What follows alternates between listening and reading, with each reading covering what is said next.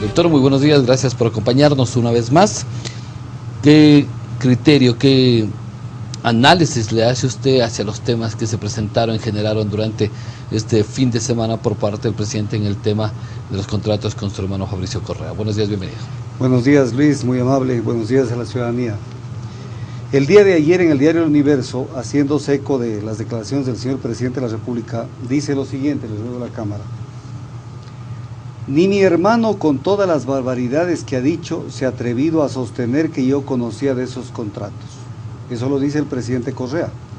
En este broncón que se ha armado con Pablo Chambers, veedor de la contratación con Fabricio Correa, que él asegura, Pablo Chambers, que de estos contratos sí conocía las máximas autoridades del país.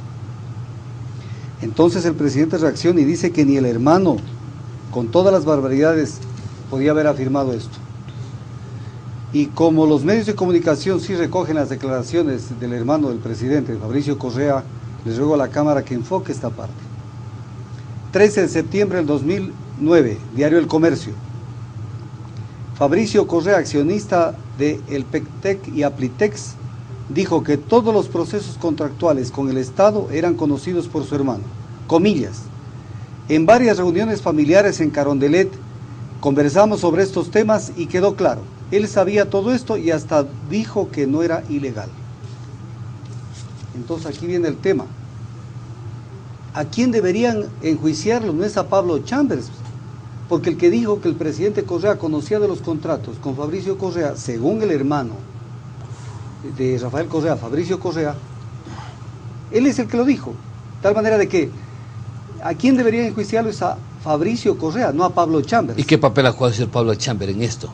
¿Dar ese informe? Ellos llevaron adelante una veeduría, pero aquí están las declaraciones, salvo que en el diario El Comercio, el periodista que cubrió la noticia no la haya cubierto con la prolijidad del caso y puso en la boca de Fabricio Correa lo que no dijo, porque no son cosas que yo las estoy afirmando. Fabricio Correa dijo que el presidente sí conocía de los contratos con él y que esto lo conocieron en Carondelet. Entonces es un tema muy importante, pero el tema de Fabricio Correa va más allá. Se terminaron unilateralmente los contratos, y eso lo sabe todo el mundo, creo que no van a negarlo, porque los contratos se terminan o por vencimiento del plazo, o por mutuo acuerdo, o por terminación unilateral. La Ley Orgánica del Sistema Nacional de Contratación Pública, en el artículo 94, señala en cuáles casos se termina unilateralmente un contrato. Y lo señala aquí. En el numeral 1, incumplimiento del contratista, no es el caso, Fabricio Correa no incumplió el contrato. Por quiebra o insolvencia, tampoco fue el caso. Si el valor de las multas supera el monto de la garantía, tampoco fue el caso. Por suspensión de los trabajos, no fue el caso. En los demás casos estipulados en el contrato de acuerdo con su naturaleza, tampoco. Y por cuestiones de fuerza mayor o caso fortuito, tampoco. ¿Qué queda únicamente como la causal que se usó? El numeral 5 del artículo 94, por haberse celebrado contratos contra expresa prohibición de esta ley. Esa fue la causal. Tanto fue la causal que en esta declaración del Procurador General del Estado, 27 de julio de 2009, diario El Comercio, dice qué implicaciones legales pudiera traer el tema de la terminación de los contratos con Fabricio Correa. Dice, haber suscrito contratos contra violación expresa de la ley. Entonces queda claro que esto calzó de manera concreta en una suscripción de un contrato contra expresa prohibición de la ley.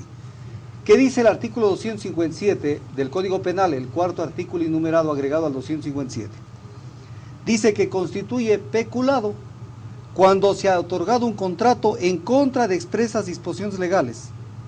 Entonces, si esto fue terminado unilateralmente, porque se violó el artículo 62, numeral 2 de la Ley de Contratación Pública, el tema no podía haber quedado solamente en que termino los contratos y no pasa nada. Tienen que haber dado el siguiente paso, que era el tema penal. Pero esto es parte del show que vive el país. El show ante el país, se pelearon, discutieron, terminaron los contratos. ¿Y en el fondo? Pero no llegaron a la parte penal, porque se quedaron en la mitad. ¿Y en el fondo debería ser ese? Tenían que llegar hasta allá, pero esto es una muestra clara. El caso de las veedurías a los contratos de Fabricio Correa, en donde el culpable y el que va a ser enjuiciado y el que va a terminar con sus huesos en la cárcel es Pablo Chambers. Imagínese usted, ciudadano, si se controla el Consejo de la Judicatura por parte del Ejecutivo, ¿Qué es lo que puede pasar con cualquier persona que haga una denuncia? Va a terminar en la cárcel. Para eso es que se viene la consulta, para atemorizar a la gente. Ya Pablo Chambers, con haber solamente leído el informe y haber repetido lo que todo el Ecuador ha leído, está en una amenaza de ir a la cárcel. Y ahí está la consulta, está la revocatoria del mandato, también se ha referido a la revocatoria del mandato anunciada por el señor Carlos Vera. Vea, ahí esa es otra cosa en donde aquí estamos siempre para recordarle al país lo que realmente sucede. Ya terminó el show y en definitiva ahí terminan los procesos de revocatoria del mandato. Y los 15 procesos pendientes salen con una chambonada, que es que si los que son pedidos que dejen los cargos consideran que pueden apelar ante el Consejo Electoral con la suspensión de esto porque la Corte Constitucional ya sentenció de que no existe la reglamentación debida para las revocatorias de los mandatos, que lo pueden hacer. O sea, todo en el aire. Pero vamos a ver si evidentemente no existe la reglamentación para la revocatoria de los mandatos. Porque ¿en qué se basan? En que el Consejo de la Legislatura certifica el 12 de enero de este año, hace poquito nomás, certifica que están en trámite reformas a la ley de participación y a la ley orgánica electoral. La ley de participación que se encuentra aquí, ley orgánica de participación, en el artículo 25 y siguientes, desarrolla el tema de la revocatoria del mandato. Por lo tanto, estaba reglamentado. Y la ley orgánica electoral, en el artículo 199 y siguientes, desarrolla el tema de la revocatoria del mandato. Estaba reglamentado. Están reglamentados. Está reglamentado. Lo que quieren hacer es reformas, ¿para qué? Para parar los procesos de revocatoria del mandato. Pero dijo el presidente que puede continuar, nomás el señor Carlos Vera. No, eso es parte del show. Pero en el fondo, pararon la revocatoria de mandatos. Y no me refiero al tema del presidente, me refiero a todas las revocatorias de los mandatos. Desde los gobiernos seccionales. Pero claro, pero además, todavía no ha salido el presidente del Consejo Nacional Electoral a esclarecer lo siguiente. Él, cuando mandó el pedido de aclaración y ampliación de esta sentencia a la Corte Constitucional, dijo, y lo repito lo que lo dije la semana pasada, todo el proceso de revocatoria del mandato se halla expresamente regulado en la Constitución y en la Ley Orgánica Electoral, Código de la Democracia, y se encuentra debidamente reglamentado por el propio Consejo. Entonces, ¿qué está diciendo el presidente del Consejo Electoral? Que no es cierto que no está reglamentado, que la Corte Constitucional se inventó, que no está debidamente reglamentado, como yo igualmente lo demuestro. Todo con el objeto de parar la revocatoria de los mandatos. Así se maneja los asuntos jurídicos en el país al más alto nivel, con trampas, con palos en la rueda para evitar el ejercicio de los derechos consagrados en la Constitución. Pero dentro de ese marco está de por medio esta consulta que lo han salido también a rectificar otros sectores como el doctor Quinteros. El doctor Quinteros, que es el máximo dirigente del Partido Socialista, dice al diario El Comercio 5 de febrero este sábado, todo lo contrario, a 180 grados de la realidad. Dice, un gran logro de la constituyente es que no hace rígida la carta política. ¿Qué es lo que quiere decir el doctor Quinteros, máximo dirigente de los socialistas? Más o menos que la Constitución es flexible, que no es rígida y que permite este tipo de consultas. Entonces parece que el doctor Quintero, que no le creo porque son gente que conoce la materia, lo que pasa es que esto es para confundir a la ciudadanía, no ha leído la Constitución. Artículo 84, en ningún caso la reforma de la Constitución atentará contra derechos que reconoce la Constitución. No puede haber reforma contra los derechos consignados en la Constitución, norma constitucional que la vuelve rígida. Todo lo contrario de lo que él declara. Artículo 441 y 442. Solamente puede haber enmienda constitucional o reforma constitucional en todos los casos, menos cuando se toque la estructura fundamental del Estado y cuando se restrinjan derechos y garantías constitucionales. ¿En este caso? En este caso hay restricción de derechos constitucionales y hay cambios en la estructura del Estado. Y me voy a apoyar para que no se crea que solo yo soy el que hablo. El defensor del pueblo, Fernando Gutiérrez, aquí están las declaraciones del día de ayer, el diario El Universo. Cuando le preguntan sobre el cambio de la medida de la prisión preventiva, que no se puede dar a medidas alternativas de la prisión preventiva, dice, eso es claramente una restricción de derechos ciudadanos. Y luego cuando habla de la integración del Consejo de la Judicatura, Dice que el tema va más allá del tema de los derechos. Esas preguntas se refieren a la estructura del Estado. Por lo tanto, señor Quintero y ciudadanía, con la consulta se quiere cambiar la estructura del Estado y restringir derechos y garantías constitucionales, situación que la Constitución no lo permite.